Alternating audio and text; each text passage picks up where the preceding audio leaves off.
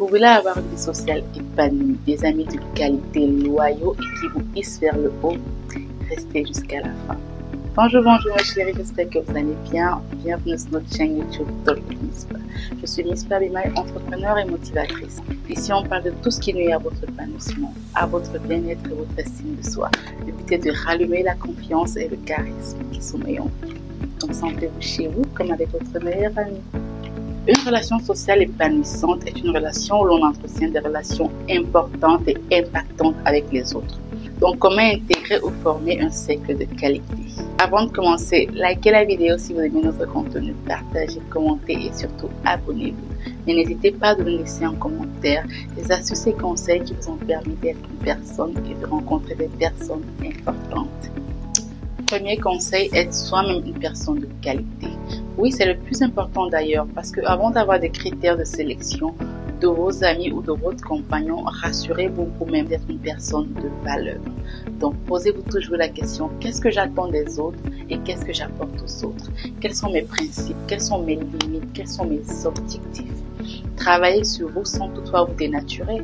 Par exemple, si vous voulez intégrer un cercle de personnes intelligentes, travailler à être une personne intelligente au lieu d'être une personne qui paraît intelligente. Ça passe par la recherche des connaissances, la culture, la lecture et le développement personnel. Deuxième point, partagez vos centres d'intérêt. Si vous êtes quelqu'un qui aime le sport, le football, la danse ou la lecture, recherchez des personnes qui partagent vos centres d'intérêt et vos valeurs.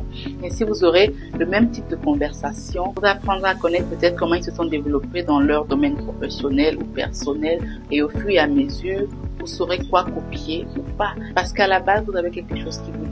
Probablement aussi la même éducation, sensiblement la même histoire, vous apprendrez à mieux les connaître et à développer quelque chose en vous. Troisièmement, écoutez activement les autres. Écoutez plus que vous ne parlez. La communication est l'un des points essentiels d'un développement ou d'une intégration sociale épanouissante. Et c'est un signe de sagesse. Plus vous écoutez, plus vous apprenez et mieux vous étudiez les autres. Donc écoutez attentivement.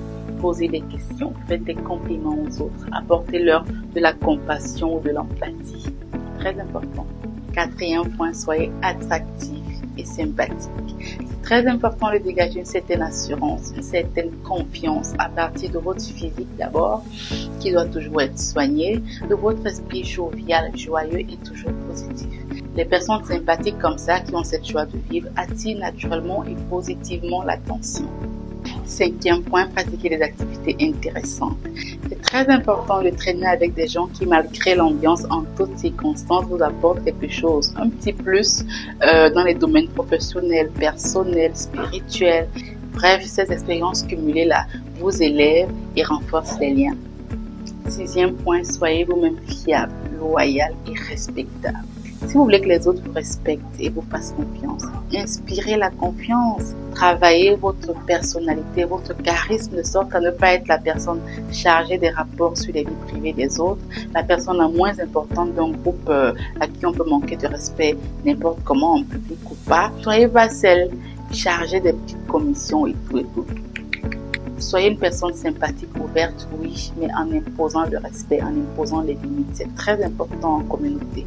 Et le point le plus important en communauté, c'est de savoir garder l'équilibre entre sa vie sociale et sa vie privée. Oui, on parle de tout et de rien. On fera peut-être des sorties en famille et tout avec nos conjoints, nos enfants. C'est très bien, mais sachez qu'on ne dit pas tout. On ne parle pas de tout. On ne donne pas tout. On ne demande pas tout. Apprenez à entretenir ce mystère-là. Ça vous rend respectable. Ça vous protège et ça protège vos familles. D'accord? Huitième point. Quand vous aurez trouvé ce cercle de qualité là dont vous serez fier, rappelez-vous toujours qu'en amitié ou en amour, la réciprocité doit être de mise. Donnez uniquement de votre amour, votre temps ou de votre argent à des personnes dignes et capables de vous le rendre en cas de besoin. Parce que dans ce monde, plus vous êtes gentil, plus on vous fera passer pour un con. Je ne sais pas pourquoi, mais c'est comme ça. Allez partager avec nous en commentaire ces astuces-là qui vous ont permis d'intégrer un cercle de qualité tout en gardant votre personnalité. N'hésitez pas d'activer la cloche de notification pour ne rien rater de nos futurs thèmes. Bisous!